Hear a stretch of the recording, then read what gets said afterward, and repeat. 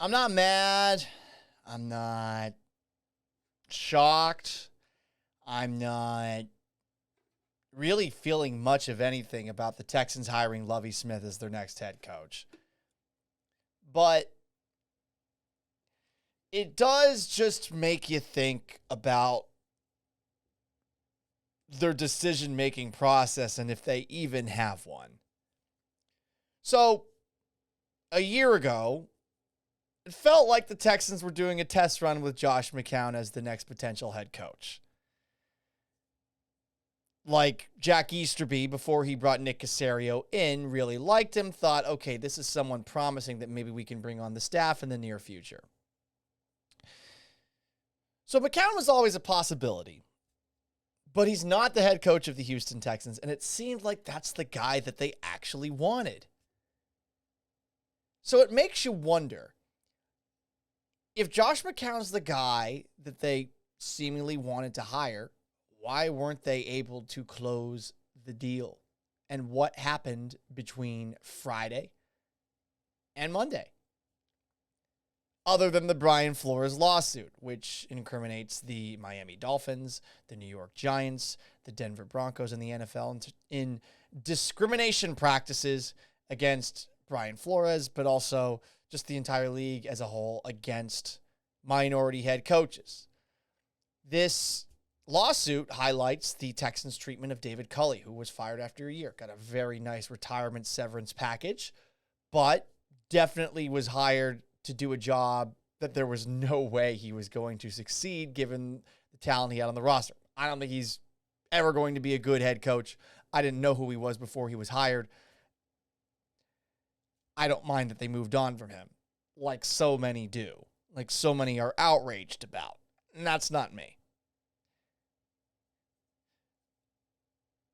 But perhaps that little detail from Brian Flores made the Texans panic.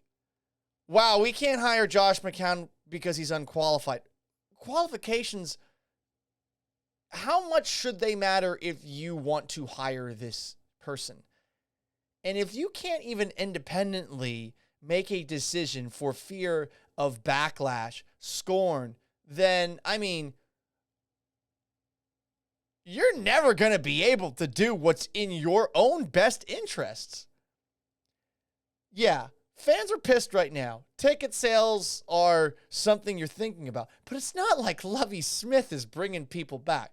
Great. He made a Super Bowl with the Chicago Bears a million years ago. He is qualified. He has experience both at Illinois and with the Bears and with the Bucs. Great. Wonderful. Splendid. And he's also going to give you a little continuity. And honestly, not the end of the world that you have some continuity with the way that the season finished. You have Pep Hamilton staying on as offensive coordinator. It's not all bad here, but it just makes you wonder about the decision-making process. Did the Texans get essentially ghosted? Did Josh McCown read the room, see that there is potentially a lot of backlash that was going to come his way through no fault of his own if he gets hired and say, yeah, fuck this, I don't want it? Feels like that might be a possibility.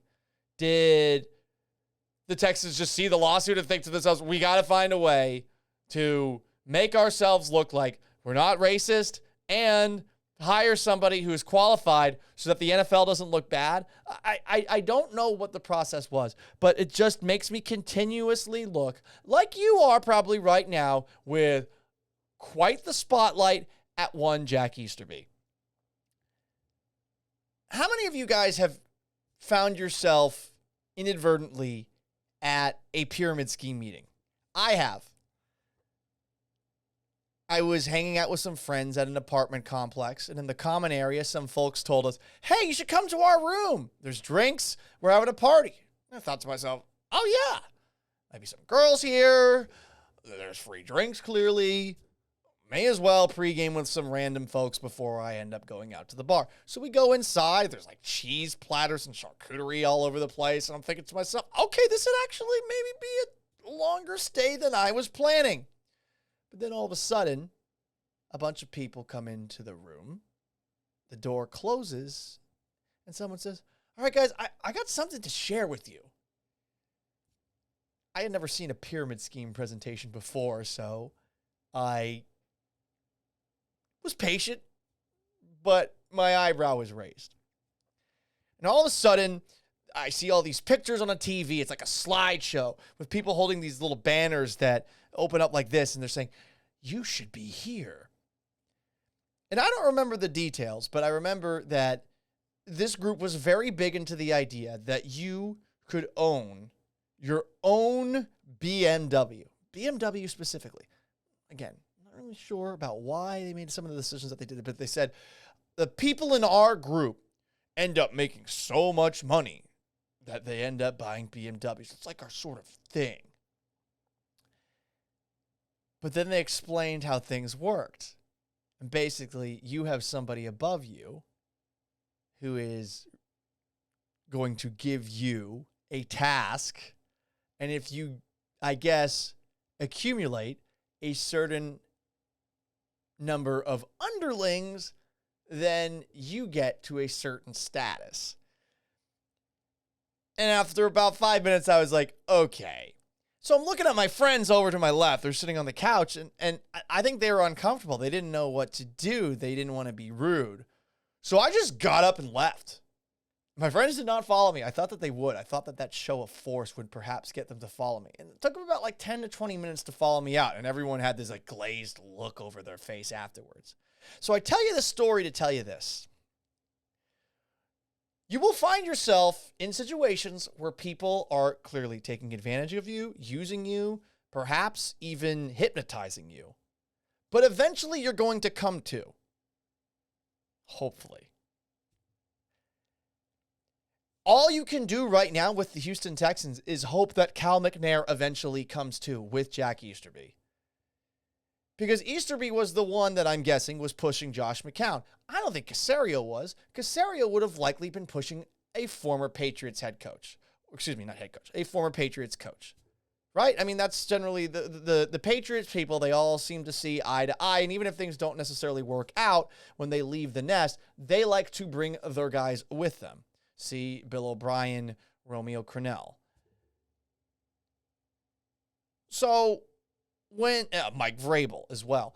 So when these situations unfold in a way where a guy with no experience, with no ties to the Patriots is, brought in on like an internship a couple of years ago, and then is all of a sudden sort of foisted into the center of the conversation about who the next head coach is after they moved on from David Culley. It felt like they had already made a decision, but they're going to pull up out of said decision so quickly for reasons that are really difficult to comprehend.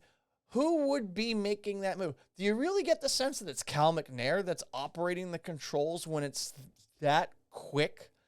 He feels rather hands-off. He feels rather, everything Easterby's saying, I'll trust you, Jack. You keep on doing what you're doing. And whatever the relationship is that has led to that, I'm not going to hate on it, but it's troubling because it feels like one person and his words, he's got such a silver tongue that he can sort of, just like in the movie Inception, incept an idea into somebody's mind and they're just going to be okay with it. So now when you see this sudden breakage, the one positive that maybe comes out of it is that maybe, just maybe, Cal McNair says, wow, I almost made this decision that everyone would have been really angry at me for. And maybe I should have stuck to my guns and shown some sacks, shown some balls, and just gone with Josh McCown. But something made him pause, and this is my hope. My hope is that perhaps he is starting to realize that he is in that same kind of pyramid scheme meeting room that I was.